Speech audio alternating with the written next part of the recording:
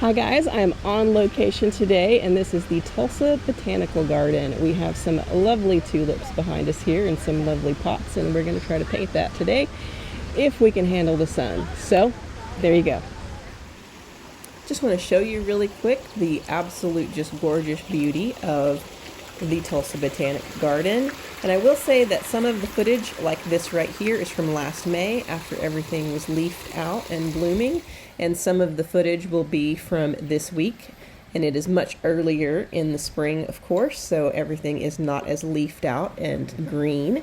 But you should get the picture. I also would like to apologize for my shoddy and probably vertigo-inducing camera work, but I am definitely not a camera person. And of course we can't come here without showing you this spring giant statue here, and it is the source of a water feature.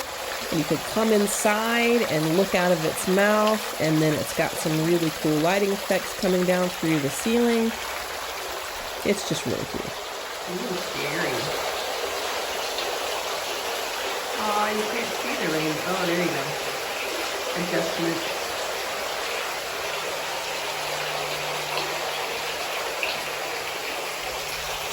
Oops, husband alert. Well, and that was all of the old footage, and here is the new footage. Definitely much less green, as you can see. But here is the area that we are going to paint, and there are our lovely tulips. Alright, so I already have this drawn out, and that was done off camera so that I could conserve my phone battery. But anyways, I do apologize for the dappled light coming across this. I had to sit in the shade because it was very hot. 93 degrees Fahrenheit was the high that day, and I would have melted into a little puddle in the dirt had I not been in the shade. It did make it very hard to see what I was doing, and I made some mistakes in the drawing because of that, but I digress. I'm using the Daniel Smith gouache. I already had some light blue mixed up from a previous painting here, so I used that and added a little bit of ultramarine blue, and now I've watered it down, and I'm just going over the entire sky area with that really quick before I do anything else. While the sky is drying, I'm mixing up some burnt umber, burnt sienna, and yellow ochre, and I'm going to start on the wall. And the wall is where I made a major mistake in the drawing of this thing. The angle of the top of the wall should have gone downward instead of upward because it was above my eye level, but I'll have to fix that later. And with burnt umber and burnt sienna, I'm adding some just differentiation in colors. We'll come back to that later. I'm mixing up a color for all of these pots, and this is white, yellow ochre, a little bit of burnt umber, and I think a little bit of Payne's gray. A little smidge of pink was in there from a previous painting, but it really didn't bother the color, so I left it. I think that had a little bit of magenta and yellow ochre in it.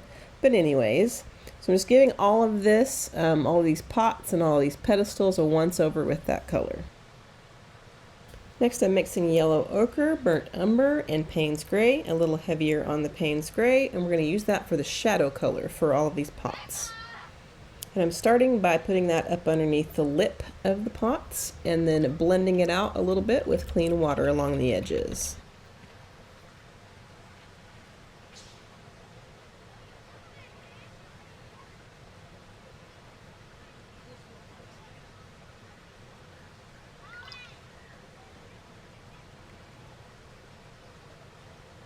I will eventually need to darken this up, but I'm going to go ahead and put in the cast shadows on each pot from the previous pot in front of it.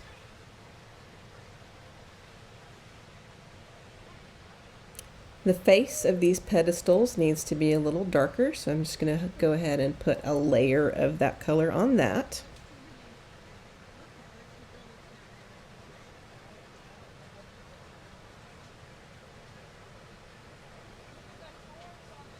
I'm going to mix up several colors here at once. I'm starting with olive green. I've mixed a little bit of blue into that. That was the blue of the sky. Adding a little bit of white. Next I'm going to mix some burnt umber with some Payne's gray. And then we start with Sap Green and mix in a little bit of burnt umber to gray that down a little bit into a more natural color. And we're going to start with that sap green mixture and add in this hedgerow back behind all of the pots.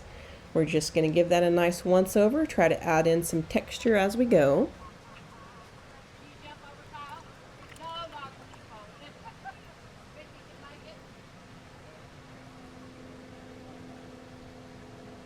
Now I've mixed that same color up a little bit thicker, and I'm coming back in and adding in some shadows nearer to the pots and texture.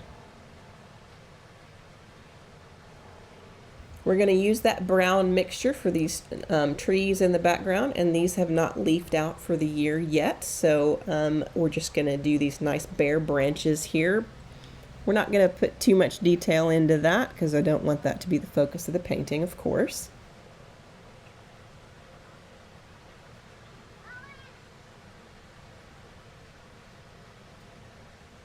Adding in some more white to that olive green mixture, just a touch more ultramarine blue, and we're going to use that to start adding in the stems for all of the tulips. And I'm just going to go ahead and add in all of the stems and leaves before I even start to add the tulips themselves. And then once we get in front of this hedge, we're seeing that the stems are blending in too much, so I go back in and add in a little bit more white so that they stand out some more. I've mixed in some more Payne's Gray to my brown, and we're going to use that for the cast shadow on all the pots. I told you we were going to darken those up. They needed to be significantly darker, so we're just doing that right now. And then we're adding some water, and we're going to use that for the bottom of the pots to darken up some of that shadow.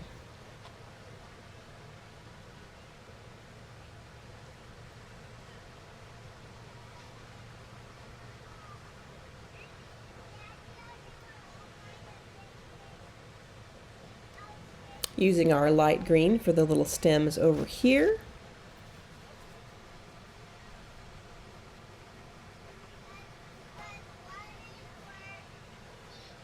Going to start to add in some of the tulips now. So I've got some really nice thick white gouache. Adding those up here. We're not going to get super detailed with this, but we do need to put a little bit of shadow at the bottom of each one. So I'm using some very light yellow ochre for that. Just to give it a little bit of a warm shadow.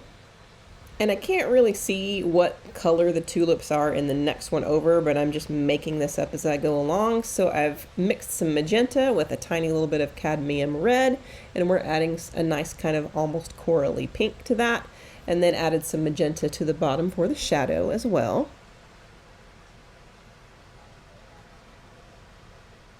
For the next pot over, I'm just going to go basically straight magenta. I'm going to go straight in there from the pan with that. And then at the bottom of those, I'm going to add in some dioxazine purple for its shadow.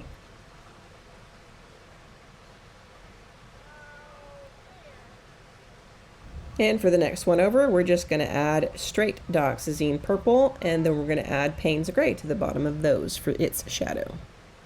But also I added a little bit of a highlight with some white on the tops of those because they were just really dark and almost looked black. I'm going to go ahead and glaze a little bit more of this pot color and add some more depth to the shadows. So we're going to add that in and kind of blend it out with clean water just to model the roundness of these pots a little bit better.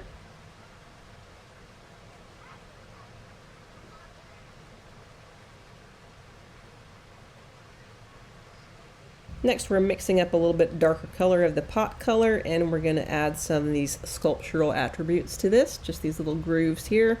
I probably should have taken a little bit more time on that though, because they got real wonky looking, and it kind of messes with the perspective when it's wonky like that, but hey, you know, it's just a sketch.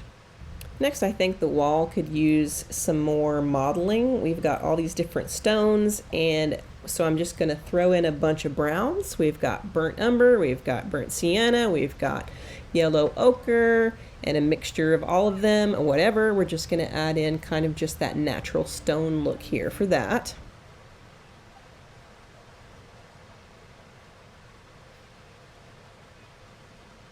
And then for the grout lines and the shadows in between, we're adding in burnt umber mixed with Payne's Gray.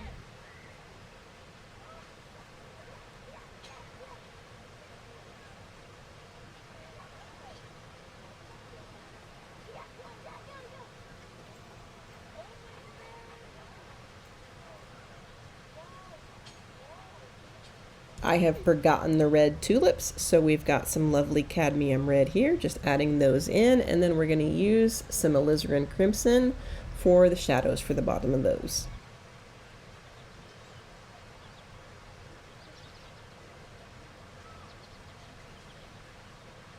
For the shadows on all the tulip stems, we're going to use our green that we used for the hedgerow, and we're just going to add in some little pops of that. Now, if there's one thing that highly annoys me about this sketch, aside from the fact that I jacked up the perspective on the wall, it's the fact that I did not leave enough room for all of the tulips at the bottom of the scene. So I'm going to try to add a few of those in there right here. It's looking a little crunched, or maybe I should have just left them out. But anyways, I'm adding in some nice, lovely, thick white, and then I'll come back in with the dioxazine purple to add the purple ones, because you have a little mixture of white and purple here at the bottom. And I think I'll just go ahead and bring these up a little higher than they would naturally be normally, just because I'm so annoyed that I didn't leave enough room for them in my drawing.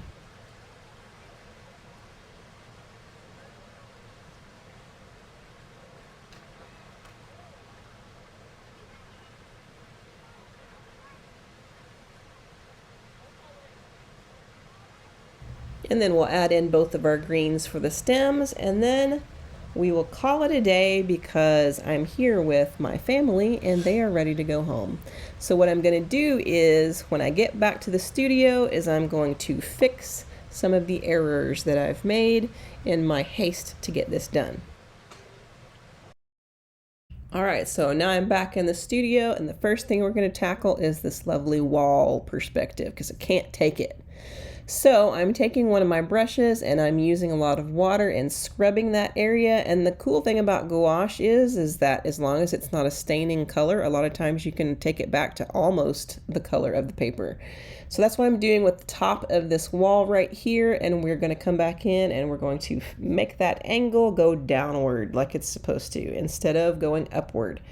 And then we're going to be able to also paint over the ledge here as well and fix that whole thing and make the perspective all work.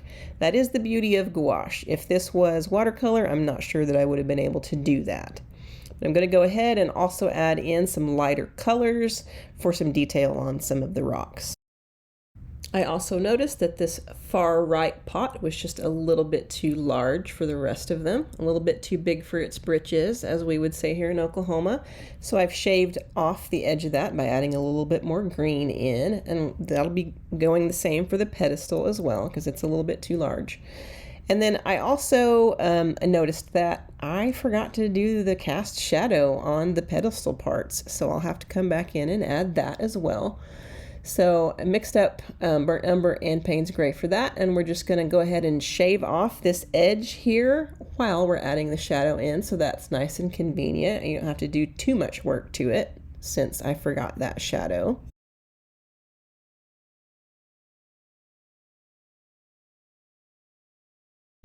And then, oops, I shaved off just a little bit too much of it, so I'm going to come back in and lift a little bit of that out, and it's going to start to get muddy, but I mean, it's a sketch, so whatever.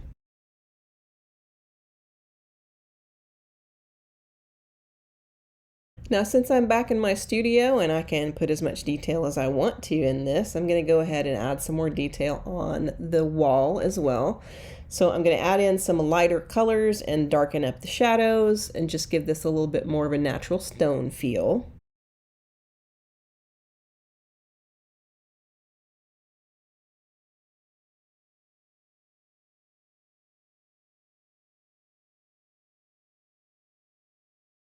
Next, I'm going to come back in and darken up the pedestal areas, the faces of them, because they needed to be a little bit darker, especially down at the bottom where you can see the white tulips in front of them. You could tell that it needed to be a little darker and a little dirtier too, because I mean, they're outside all the time. So, and then I come back in and also darken up a little bit of the shadow on the pots themselves.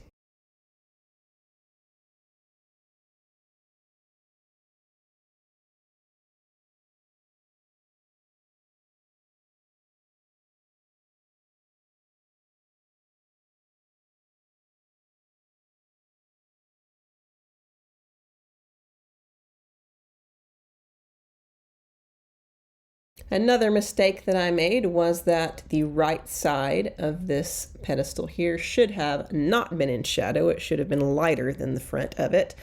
I'm not sure how much I can fix that at this point, but I'm going to go ahead and paint this over with white and see if that helps. And now, since I'm back in my studio and I have all of my art supplies at my disposal, I'm going to go ahead and add a little bit of soft pastel to this wall and blend it out with my fingers just to give it a little bit more of that kind of rough, rocky texture. Since I can, I mean, why not? And we're going to do the same thing to the pots. We're adding a light gray to this to add some of that weather-worn look to it.